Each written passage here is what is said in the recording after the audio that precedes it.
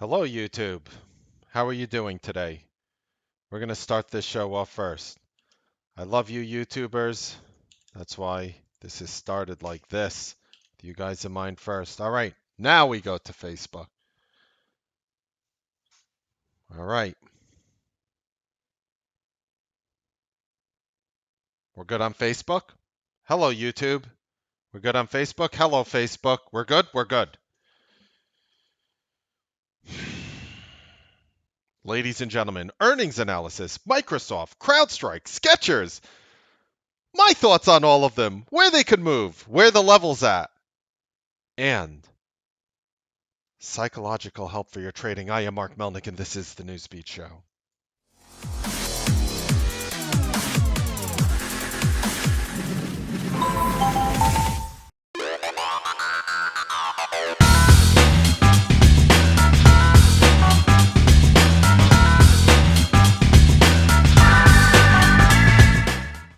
Good evening, ladies and gentlemen. Welcome to the Newsbeat Show. I'm going to try to move things at a little bit of a quicker pace so I could get you guys as much value crammed in as possible. Let me know in the comment section if you like this quicker pace. By watching the Newsbeat Show, you are holding me, Mark Melnick, and T3 Live, harmless and not responsible for anything said on this show. If you do not agree to that, leave. If you do agree to that, you don't have to do anything. Just keep watching because you are agreeing to those terms by continuing to watch this video. Okay, ladies and gentlemen, let's just get right into it right now. We're going to go ahead and we're just going to pop off Microsoft up big. You know, it's funny.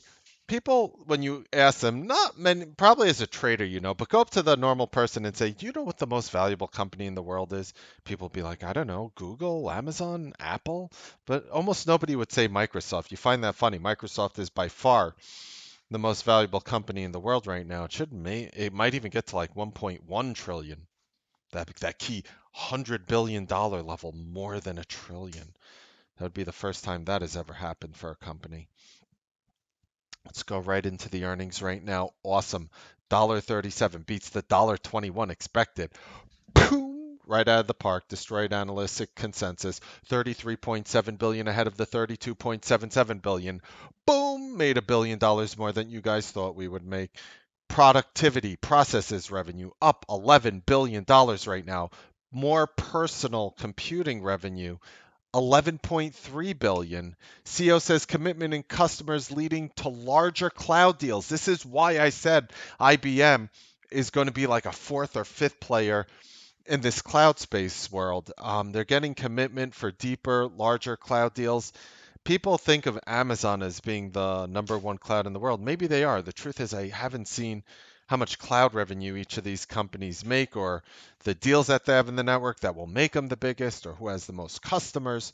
But I will say right now, this company is rocking.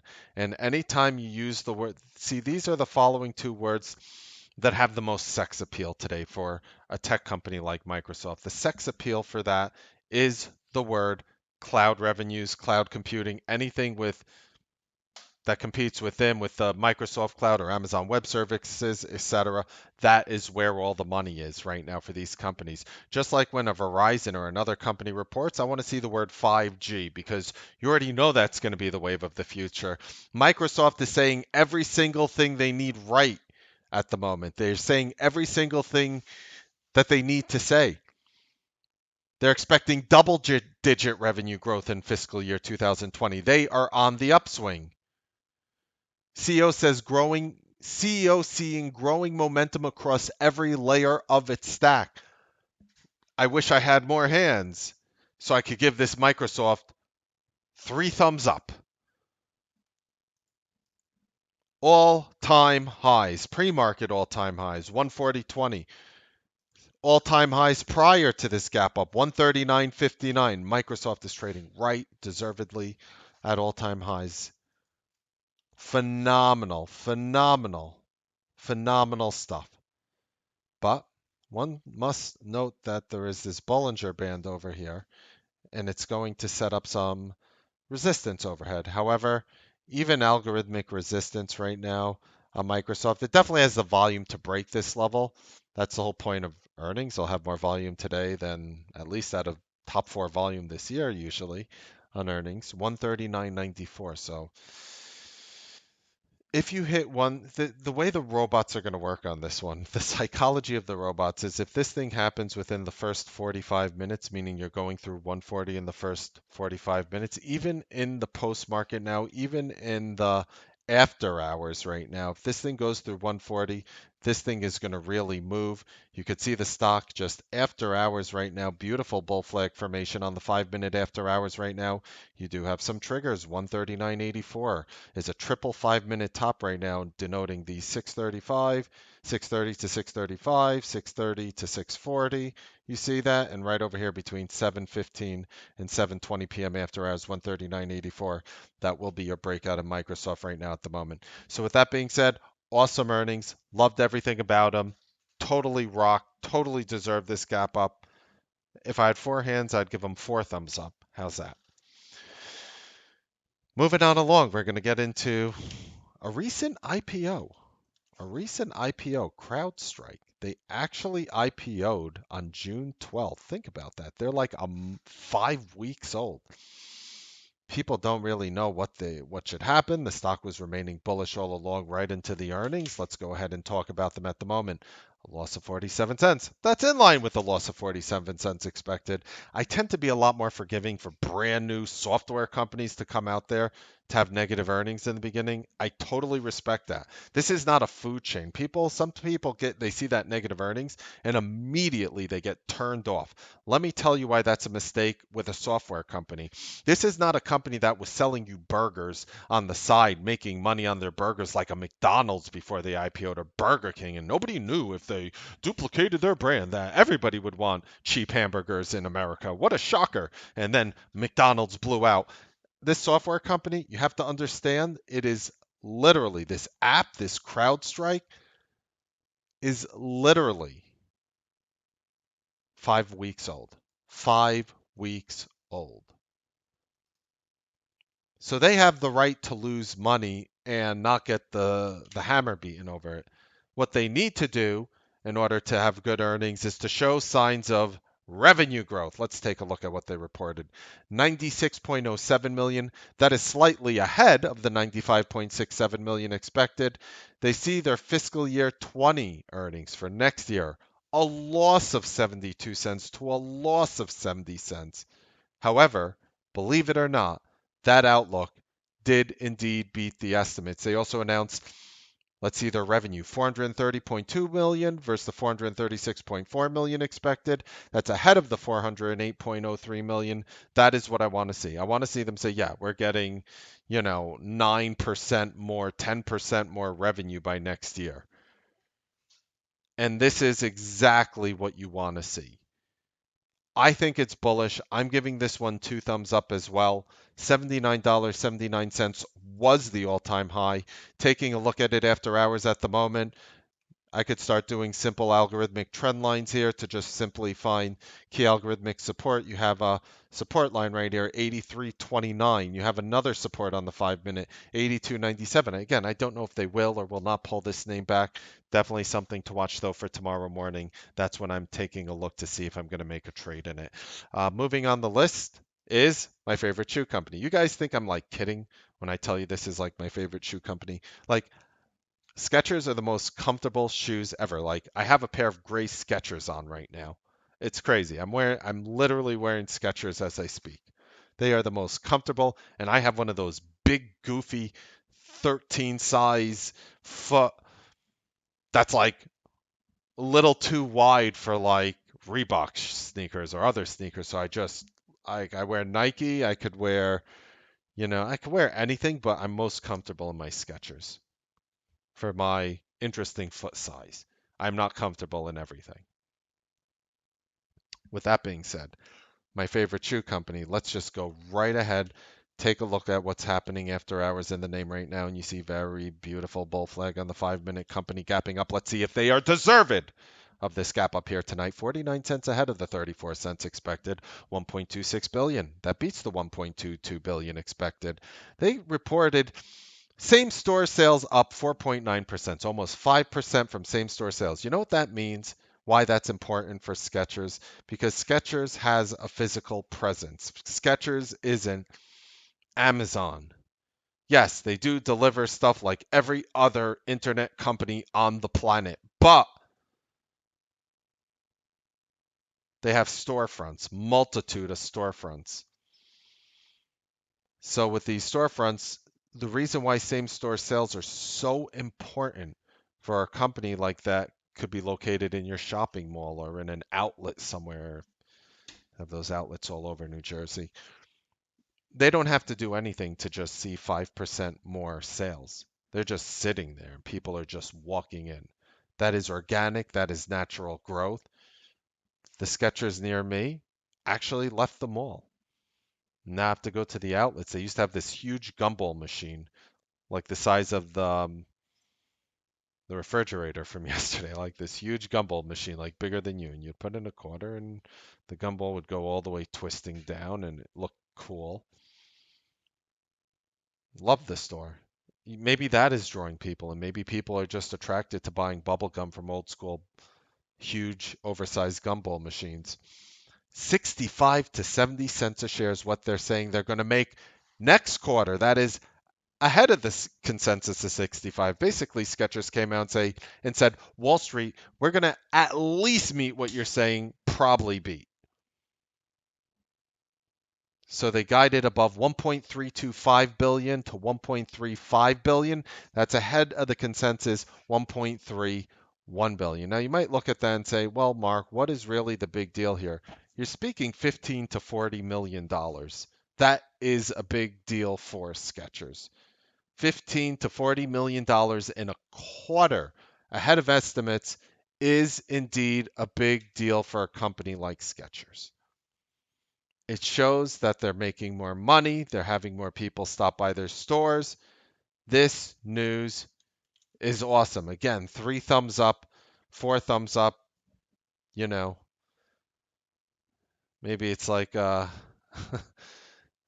remember on South Park the Christmas poo?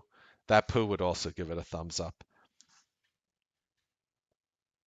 And all kidding aside, all these earnings were just absolutely phenomenal. Let's go ahead and talk about the levels right here in Sketches right now. After hours, you can see up big.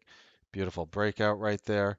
You're going to start because that line's engulfing. Right now, you have a 5-minute support at 39.07, just a minor 5-minute support. Again, I will be looking to trade it in the morning. I just thought, and let me know if you guys like it, or let me know how many of you guys trade after hours. I don't trade after hours. I'm running a show right now.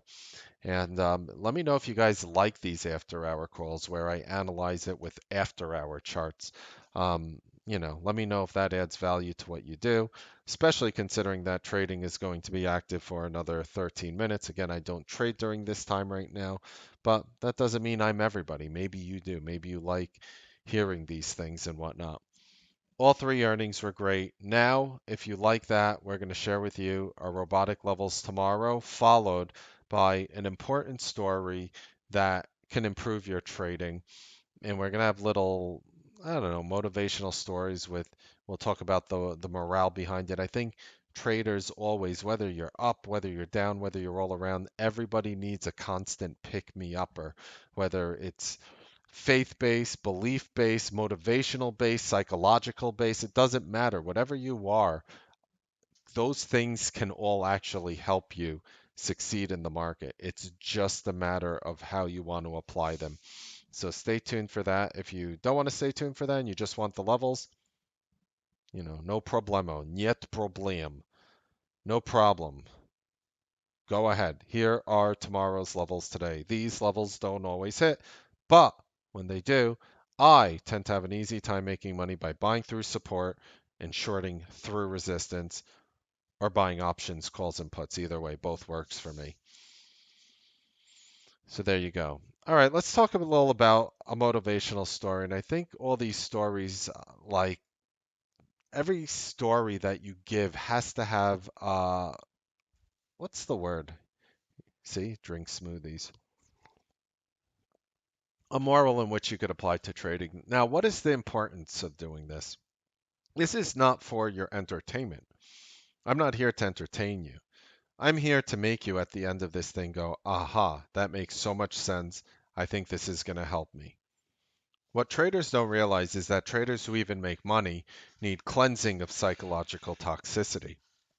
The way you cleanse psychological toxicity, I have spent at least half my career, at least 10 years as an active intraday trader with 10 years experience at that point, right? Like, uh, doing it for 20 years, the halfway point is 10 and 10. So really, once 2010 hit, I started noticing a lot of this psychological toxicity building up. And it's from years and years of trading since 1999. Actually, in 2010, that's actually 11 years. It's about the halfway point. And I've been thinking of ways to relieve your psychological toxicity. The biggest mistake that profitable traders do is they do not feel they need psychological toxicity cleansing. They just want to sort of shut everything out. And they'll actually go down a different path. The whole point of these episodes is to not make you like me, not make you dislike me, despite this video having probably 5 to 10 thumbs down before it even began. They even thumbs down when I was doing a cancer donation watch for somebody in our room who's biking for cancer. The last video we did, or the video before, I think the video before has a link to that. Like these are the traders who are stuck with psychological toxicity. And if anybody knows them, just privately reach out to them and simply say, you have to watch this section of the video for your own good.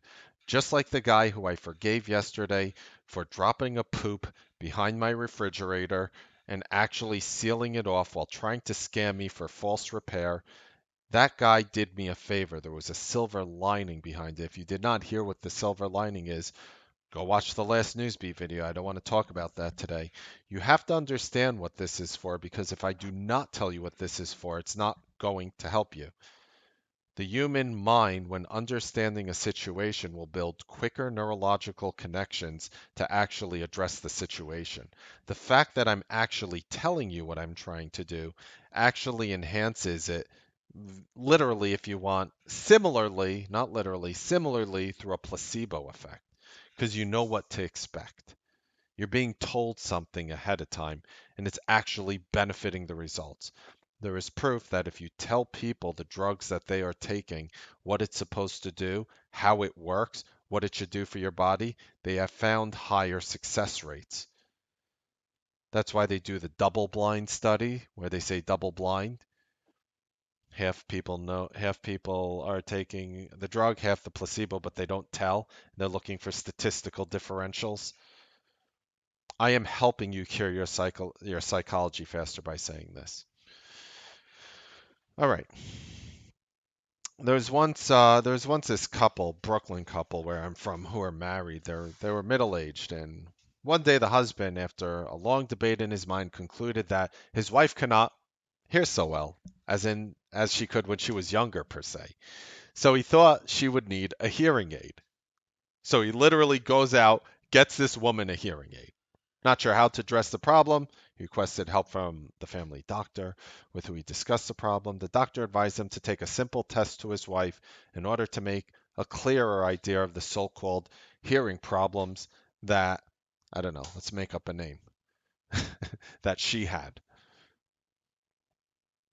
This is what you have to do, said the doctor. It's very simple. Stay about 10 feet away from her as if you have a normal conversation, and speak to her. Tell her something and see if she hears. If you don't receive a response, simply move 2 feet closer. That's 8 feet, and then you'll move 6 feet and 4 feet if she doesn't hear. And you just keep walking until she actually gets an answer, so he'll know how well she can hear. In the evening, the husband positioned himself near the kitchen, where the distance from his wife was about 10 feet away. And a typical Mark Melnick question would be like, "Honey, what's for dinner?" But he received no response. So the husband remembered what the doctor said. Right, I'll walk a couple feet closer, then ask her again. He's 8 feet away from his wife. Ask her again, "Honey, what's for dinner?" No answer. "Honey, what's for dinner?" Move 6 feet closer, 6 feet away, 4 feet away, 2 feet away. Again, no response. So he went near her and behind her ear said with the same tone, "Honey, what's for dinner?" You know what she said? She said, Jim, for the fifth time, I said we baked chicken. Now I'm going to tell you the moral of this story and how it's going to help your trading by building the bridge between. Sometimes the problem in the market might not be with others as we want to believe. It is possible to be inside of us, for which reason it is better before you find the problem in others to try to identify it within yourself. And there are a lot of traders out there who refuse to confront the issues they have as a trader. For the people who were in my Sunday course, I mean, how did you guys like it? It basically builds you across this field and literally teaches you how to discover it within yourself. I find it easy for people to come out and say, you know, you, whoever is listening on the other side, myself included, we all have problems as traders, whether we agree with it, whether we address it or not. The people who relieve psychological toxicity the best are the people who are going to stay the sharpest, the people who look within themselves to find their own strengths and weaknesses. Those are going to be the traders who further succeed. You see, the point of is in trading, I find it, funny and ironic right now that at this point in the market, people think they could just throw a chart setup, a this setup, a that setup on you to help you make money. I mean, our job as broadcasters, I feel, should have evolved to the point where you have to do things like this. Like just using an example today in the room was right over here. So right over here, I see the Qs shooting up 72, 73, 74, 75 cents. And right over here today at 3:05 p.m., ignore all the lines and everything, just look at the candlesticks. Right over here, I come out and I say, guys, the market topped out. I was on the phone call trying to help somebody with their trading. I still make calls. I haven't forgotten about you guys. So I'm sitting there on the phone and I actually want to do something really cool. I want to set something up where traders are going to be able to call in with their problems and actually let other people hear it. The importance of listening to other people's problems is they could go through something, they could say they have a problem with A, B, C, D, E, F, G, and I guarantee you, you'll look at yourself and be like, oh my God, I had that problem too, and I didn't even know. The whole point is it helps people in large groups because even though you're all in unique situations, there are crossovers of similar problems that many people have. And ways to address them on the show could be vital for your success. I'm not saying that I would ever even shy away from the individual one-on-one calls, but if agreed upon by you guys, I would actually, whether you wanted your name to remain anonymous or not, just as long as it's a real conversation, I would be able to address your problems in a real time manner. I would be able to give you real solutions in a real time manner. I would be able to talk to you as if I were not only a friend, but somebody who knew what on earth they were speaking about when they speak to you, know what they're speaking about when they address the problems that you have, considering all the problems I've addressed over my career. It's funny. I keep people for life with me. I keep traders for life with me. I have groups of traders inside myself. Yeah, those are my kids. I have groups of people inside my cell phone, and they were at T3 with me back in 2007, and I still have their cell phone with me today. 12 years. Most of them aren't traders anymore. I think maybe one of them is a trader from, I mean, hundreds of people. Maybe one, maybe two, in terms of active, at least, not in terms of involved in the market to some capacity. The point is, there is a way to look upon yourself and know your strengths and know your weaknesses.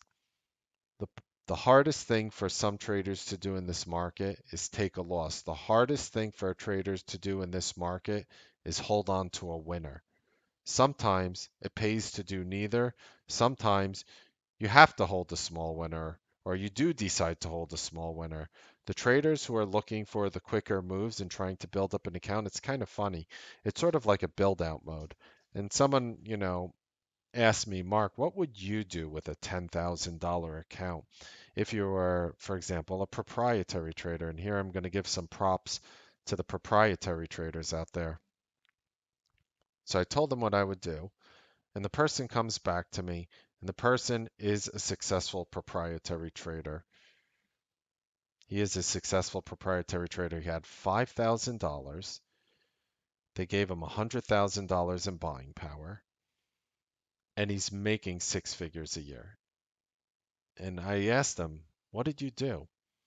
He's like, Mark, with all these conviction one and dones, all I do is put in a buy stop at day highs, throw the offer out 10, 20, 30, 40, 50 cents higher, depending on the name. If it's a larger name, towards the higher end. If it's a smaller name, towards the lower end. And I just scalped, and I just kept scalping and scalping. And he said he has like $290 in fees every month. I'm sitting there like $5,000, $290 in fees. Most people, I mean, mathematically, that's a destructive factor. The person has to put that buying power to use if they're going to maintain a prop trader, period. You can't prove me wrong. That you would prove me wrong by showing me the one trader out of 1,000. That is like taking small swing positions and just nailing them back to back in a trend like market. I mean, yeah, you'll get that trader, but most people with the whole structure of the fees and the commissions and everything, they can't do it. So one trader actually was like, you know what? I am going to just scalp your one and dones, your high fives, your mark fives. And he's doing it and he doesn't even care. He's like, I'm so unemotional. Like, I buy it. If it goes up right away, I'm out. If it goes down right away, I'm out. Like that. I buy it and I'm out. And that's all he was doing to build up his capital. He got his capital from 5,000 to 12,000 in the first month doing that. 5,000 to 12,000, making quick $300 here, $500 here, $300 here, $700 here, $1,000 here. He had a few $1,000 days. These sort of things, while unique, definitely has the right mentality. So if you're a prop trader, or even if you're not a prop trader, this is especially good for prop traders because prop traders don't have the options that people with personal accounts do. You do not have the luxury of time. And unfortunately, it creates a hyper toxic situation between the firm and the prop trader because if the market slows down like they always do, historically speaking, for the most part, not always 100%, but most Julys and Augusts suck for the last 20 years. I think I remember maybe two that were good in my career. Two where probably 2008 comes to mind, maybe 2000 as well, but that's it. Like, yeah, you would make money in those months, but everything would slow down. The moves would be shorter, the volume would be dried up. There are always things happening that, does that to volume. The ultimate point of all this is as a prop trader, you need to use your buying power. As a trader like me, I could sit there all day and just doesn't matter. You are in a psychologically disadvantageous situation simply because you do not have time. If you're like I have $5,000 in a prop account, for example. By the way, I'm not licensed. I don't have a prop account, but I used to be licensed long time, long, long, long, long, long, long, long time ago, and I had a prop account. And you have to use the buying power, otherwise you're screwed. You better become a scalper, otherwise, good luck. If you want to be that person swinging positions with $5,000 up front, now look, some people might come and they might put 3, 4, 500 grand down on a prop account, and it's like, okay, well, whatever, get all the leverage you need. You want $5, $10 million, do your thing and whatever. Like that's a prop account like that. But if you're on the opposite side of that spectrum and you're like 1,000, 2,000, 3,000, 4,000, you don't have the power of time by your side. So what I am telling you is what someone is doing in this market right now. Wink, wink. I'll give you one guess which room he's in. And he just follows our plays and he simply just hyper scalps them. He just hyper scalps them. He uses light speed. He uses fusion.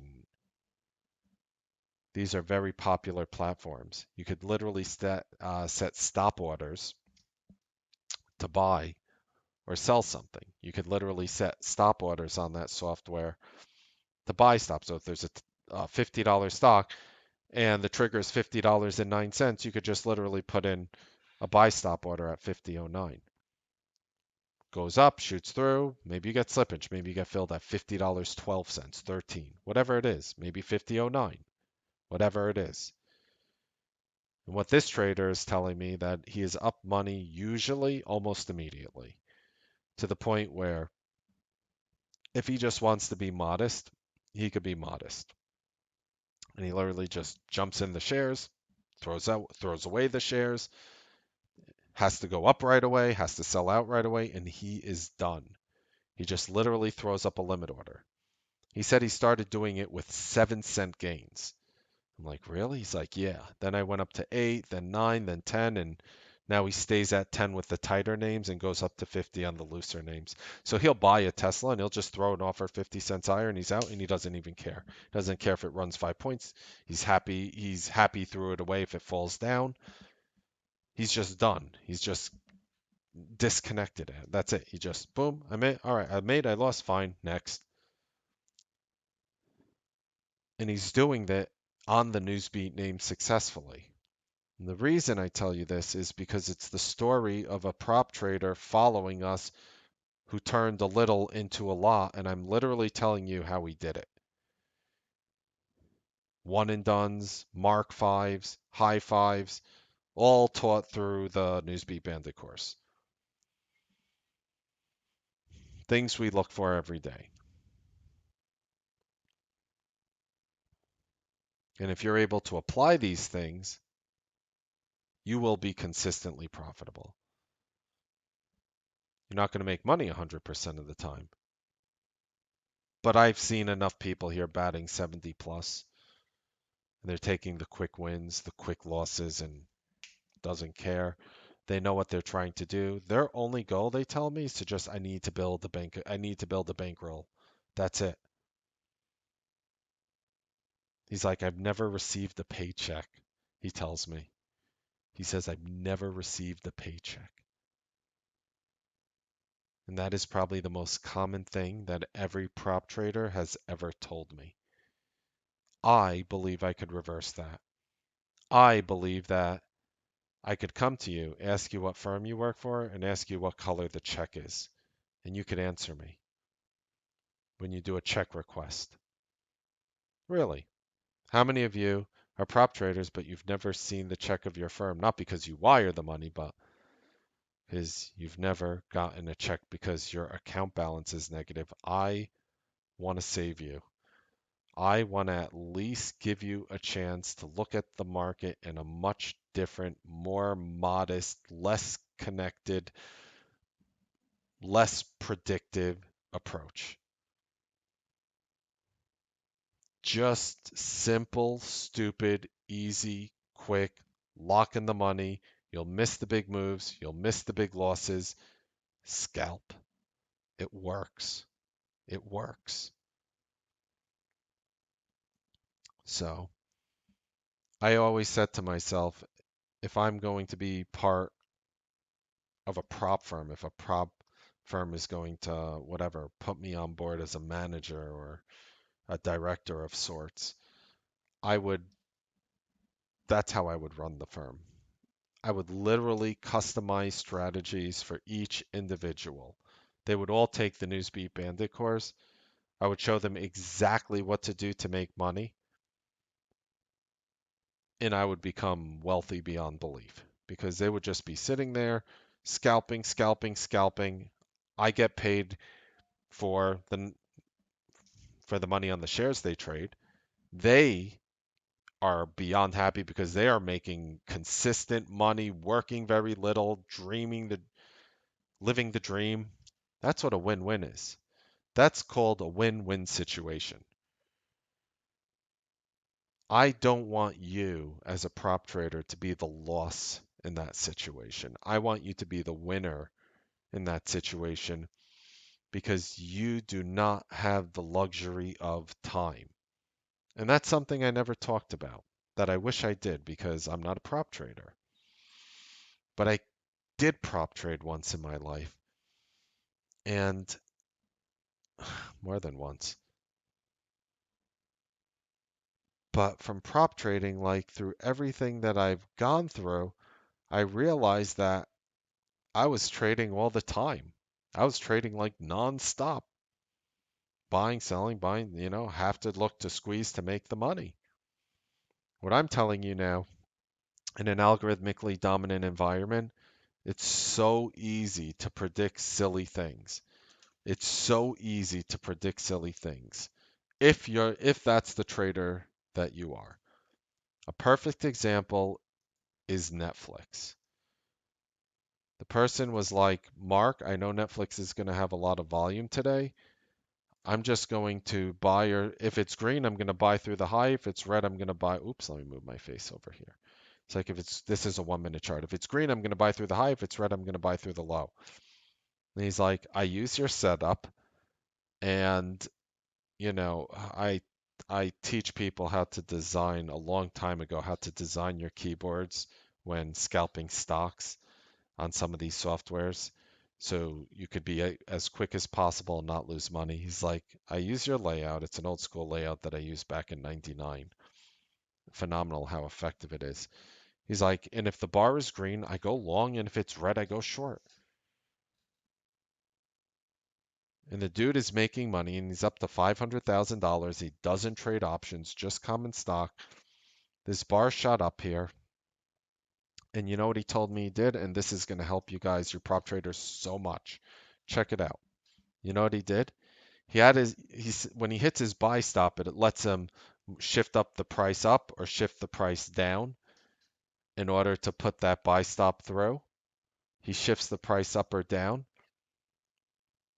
And what happens is what he says is as the first candle is moving, if I see it going up, I click buy stop and I'm putting in the price as it's going up. So as it was going up to 326, he's literally in real time in the first 60 seconds putting where his buy stop order is. So when that hits, it's ready to go. Stock closes right here at 325.70. He's right near 360, puts his order in at 360 to buy through $360 in Netflix stock. Excuse me, I said 360. I'm sorry, $326 in Netflix right here. Puts his buy stop right through 326. Stock next bar on the 1 minute opens up at 325.69. Shoots through 326, goes right to $329. That trade is over. He said he made $1.50 on it. He said he made $1.50 on it. That was it. 500 shares, $750. He called it a day. He literally shut down his entire system at 9:32 a.m. And he works at one of your firms. And maybe one of you guys might see somebody sitting next to you, and they come in early in the morning or whatever, or by 9 o'clock or whatever it is. They sit at their desk, 9:32, 9:33 hits, and they are out the door. They are logging off, picking up their jacket, and you're looking over at him or her, and you're saying, "Who on earth is that trader? Do they not take this job seriously?" And little do you know that that trader is a successful prop trader coming in for what they needed to do in the office and nothing more. And that is something that I learned today on some of these earnings names. Is if you're going to, and we could actually go over some others. I didn't actually go through them yet, but let's take a look at eBay. So eBay closed near the high end here. All you would have to do is buy for the first break of this bar. That's it. It sounds stupid, but let's say you were to do that. So at the high end, this bar closed at 41.05. The high was 41.12. It is technically red, but you're not really caring at that point because the stop is 40.50 or whatever, but he doesn't have a stop of 40.50. He's just trying to catch 10, 15 cents here. He doesn't care. Stock goes through 41.12, shoots up, you're done. IBM. Here's the first 1 minute bar. Top is 143.71, breaks through to 143.87, but the thing is you opened up at 143.10. At the worst point of this bar, you would have been down 16 cents right over here on this pullback before having the stock shoot up even higher. This is what a one and done long would have looked like on IBM today. You don't have to make a lot of money. Double A. Here's what an Alcoa 1 minute one and done look like today. UNH, these are all earnings names. This is what a one and done short looked like on UNH today. Morgan Stanley. This is the 1 minute bar of Morgan Stanley. You could buy for the first break. Honestly, it's ugly. I'd probably ignore it, but if you did it, this is the bar you caught on the 1 minute. How beautiful is that? 29 cents on Morgan Stanley. And it went through the whole number of 44. Your $44 calls there, which you would have inevitably bought, would have exploded. Common stock, easy trade. Easy money. Novartis. Here's Novartis. Also reported. I think they reported, right? 94.81. One and done short. Who cares? Maybe you made 5 cents, 10 cents. Maybe you held it for a few minutes and made a lot more. Maybe. Maybe that person was you. Maybe you didn't make that much. Maybe you only made a dime. My point is, who cares? There was no pain. Here's CarMax. Now this one was an upgrade that we were watching on earnings. This one actually wasn't earnings. Buy through 87.53, went to 87.74, but you already knew something was weird when it hesitated here, and that was it. Yeah, that wasn't an earnings name, so that one actually doesn't count. Actually, I don't think Novartis was earnings too, was it? Let me just double check. Yeah, Novartis was earnings, but CarMax wasn't. So what I'm saying is, look, what am I trying to say in English here? What I would look to do tomorrow is the following. You have Microsoft. If you are on drugs and you want to trade the psychotic name, which can move a lot of points, Intuitive Surgical. There's E-Trade, there's Skechers moves. There's Capital One Financial. There's tons of names here. Simply go to earningswhispers.com, both plural words, one word, earnings, whispers, one word. That is one word. One word isn't part of the title.com. Okay. Free earnings whispers. All right. So you would look at these names. Tomorrow morning, you have Cliffs reporting. That's easily scalpable. You have Kansas City Southern, Railroad Company, BlackRock, American Express. What I'm telling you is you might not know which one of these names move the best, but I'm telling you, if you pick one with a lot of volume, you will likely get that explosion. A lot of volume is going to be easy to find. I could even tell you what's going to have a lot of volume. American Express will have a lot of volume. Cleveland Cliffs will have a ton of volume. Microsoft will have a ton of volume. CrowdStrike will have a ton of volume. Most earnings names have a ton of volume. And maybe you don't pick the right one, but that's the toxicity if you think that. What do you mean the right one? They almost always work if you're modest with your expectations. The real question comes down to this. If I came to you right now and said, you have to dedicate to me the first 2 to 3 minutes of your day, and you will probably make profit 85, 90% of the time if you execute on what I'm saying to you properly. Would you do that without second question? Would your question be, how much can I make? How much? No, what if I told you, you owe me those minutes are mine, but you get paid for them? Would you agree to that? Would you be happy right now making 10 cents, 20 cents on a name tomorrow in the morning for the first 2, 3 minutes, you would do it in a heartbeat, Amy? I would do it in a heartbeat too. I hope you guys enjoyed the Newsbeat live trading broadcast. And I hope you guys enjoyed the Newsbeat show, not the Newsbeat live trading broadcast, because I'm going back to the Newsbeat live trading broadcast. That's why I said it, because we're going to talk about technical analysis and algorithmic analysis. If you like this show, leave a thumbs up. If you're watching on the Newsbeat live trading broadcast, hold on because I'll be right there. And we'll see you guys tomorrow, also on the Newsbeat live trading broadcast. Have a wonderful evening.